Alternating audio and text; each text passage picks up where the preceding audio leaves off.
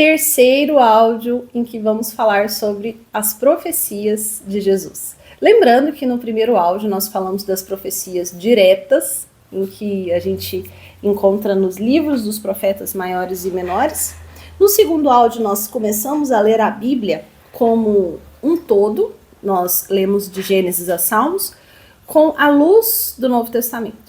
Então a gente começa a entender o que vai apontando aqui para Jesus. E nesse terceiro e último áudio nós vamos ler do livro de Jeremias para o final, para Apocalipse.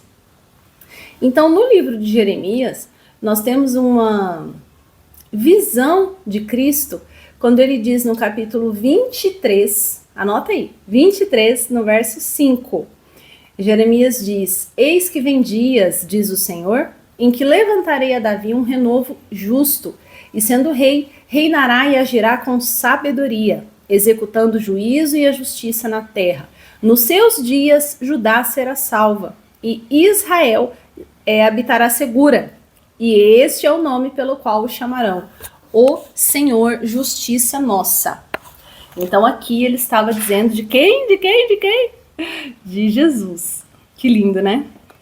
Em Jeremias 31, no verso 31, ele diz: Eis que vem dias em que farei um novo concerto com a casa de Israel e a casa de Judá. Esse novo concerto aqui, ele está estabelecendo e estabelecido com a nova aliança, que é a vinda de Jesus. Então, quando ele fala novo concerto aqui, a gente lembra de nova aliança. No livro de Lamentações também, tudo aponta para Jesus. O choro de Jeremias aponta para o lamento que Jesus teve quando ele olhou para Jerusalém e disse: terra que mata seus profetas, e ele chorou. A questão de Jeremias ser um servo sofredor, como Cristo sofreu. A condição de Jerusalém naquele momento, da cidade de Jerusalém, que era desolada, destruída, humilhada. Então isso também pode ser visto como uma representação da condição da humanidade caída, né? A humanidade hoje está como Jerusalém estava naqueles dias em que Jesus viria. Então, precisando de quê? De redenção, e isso foi oferecido por Jesus.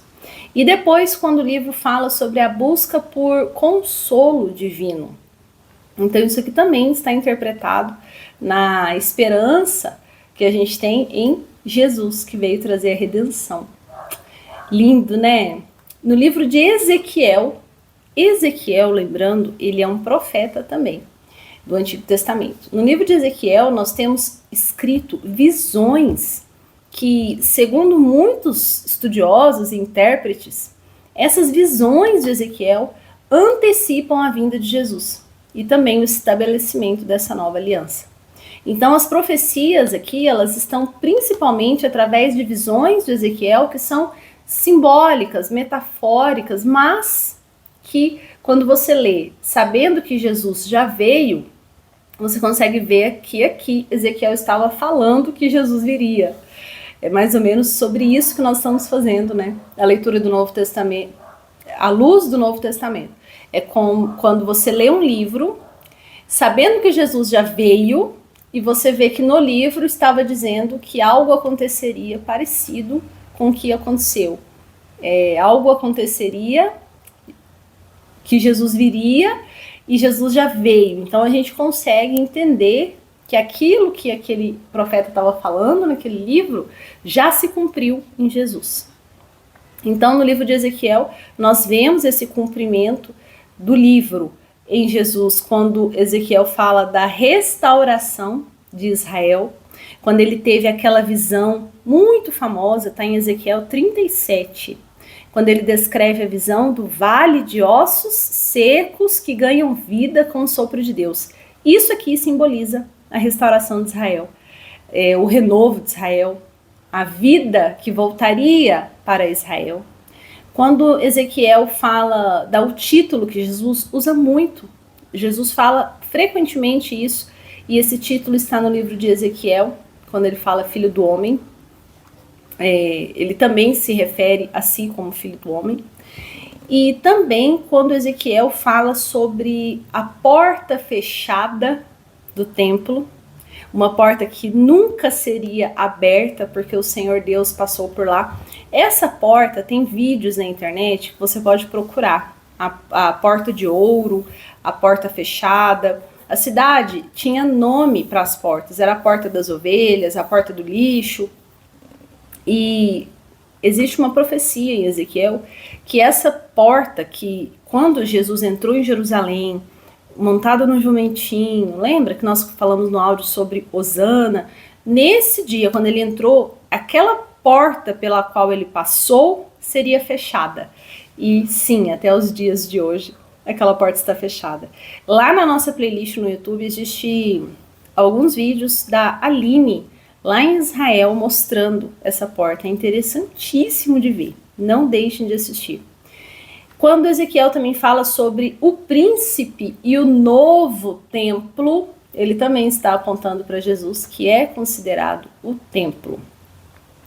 Então, no livro de Daniel também, nós temos algumas profecias que são muito relacionadas a Jesus, e especialmente as que são em relação ao reino, à morte e ao sofrimento dele. A mais notável, lembrada, assim, é a profecia que Daniel fala das 70 semanas. Está no capítulo 9 de Daniel. Ali, ele prevê a vinda do Messias e alguns eventos relacionados à sua morte e ao fim do sistema de sacrifícios que existia no templo. Lembra que nós tínhamos o tabernáculo, depois nós tínhamos o templo. E o templo tinha um sistema de rituais, sacrifícios pelos pecados. E nesse capítulo 9 que Daniel está falando que existiria o fim desses sacrifícios.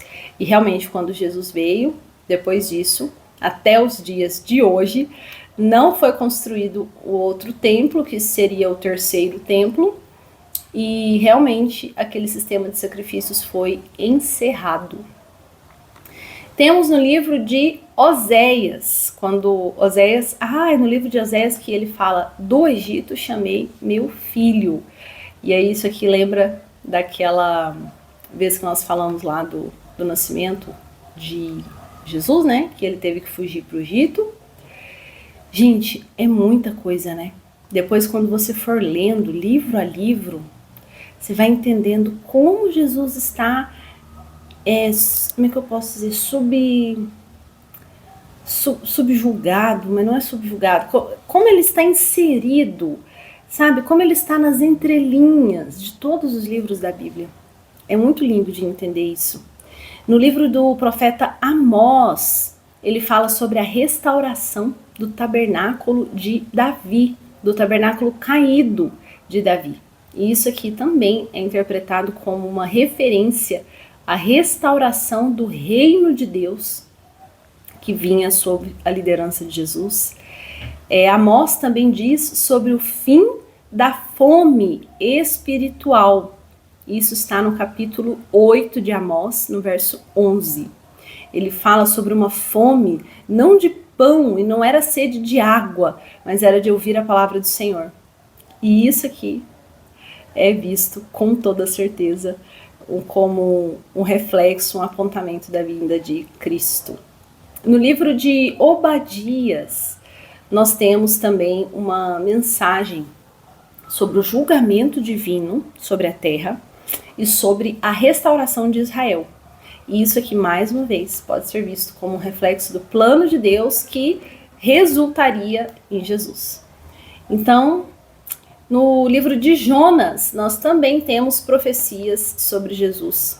Não são explícitas como no livro dos profetas, mas tudo é a questão do entendimento.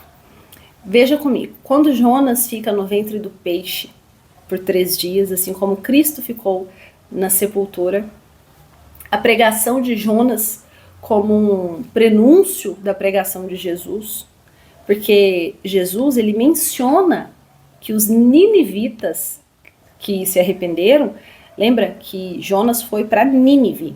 Então os ninivitas se arrependeram com a pregação de Jonas. E Jesus diz que para as pessoas que estavam ali, ele aponta para sua própria pregação como sendo algo maior do que a pregação de Jonas. Então Jesus menciona Jonas, olha que lindo. Depois, quando a gente entende no livro de Jonas sobre a misericórdia de Deus para com a cidade de Nínive, que seria destruída, e se arrependeu e não foi destruída, isso também a gente entende sobre Jesus, né? E aqui há mais alguns profetas que nós já conversamos. Tem o livro de Naum. O livro de Naum, ele não tem nenhuma específica também, mas ele tem esse entendimento. Porque na mensagem de Naum ele fala sobre o julgamento contra Nínive, que era a cidade que estava Jonas. Então Naum e Jonas aqui estão andando juntos no entendimento ali da redenção daquela cidade, né, que se arrependeu. Temos o livro do profeta Abacuque, e nós entendemos Jesus nesse livro aqui, quando Abacuque fala que a fé, quando ele fala um versículo muito famoso, o justo viverá pela sua fé.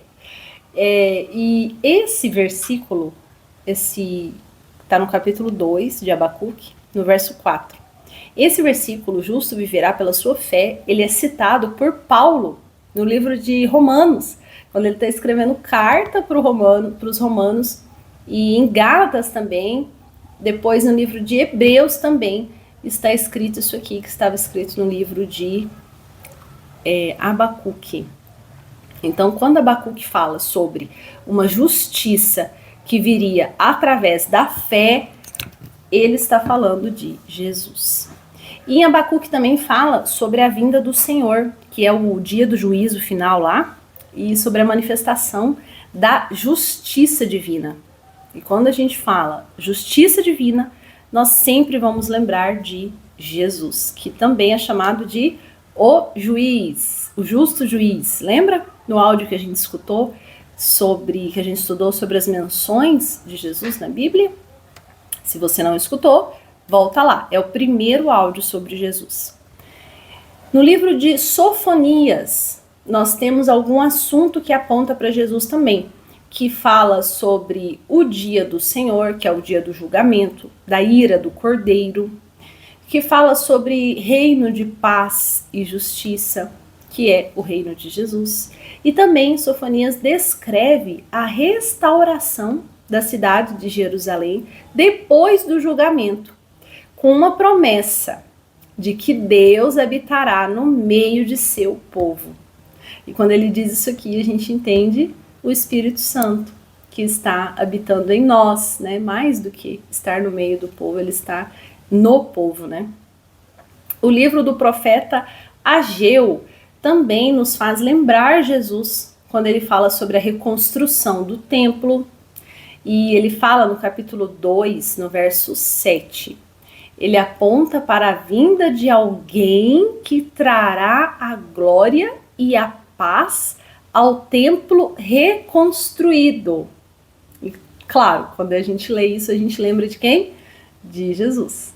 E também ele fala sobre a paz no templo, e essa paz foi trazida por Cristo.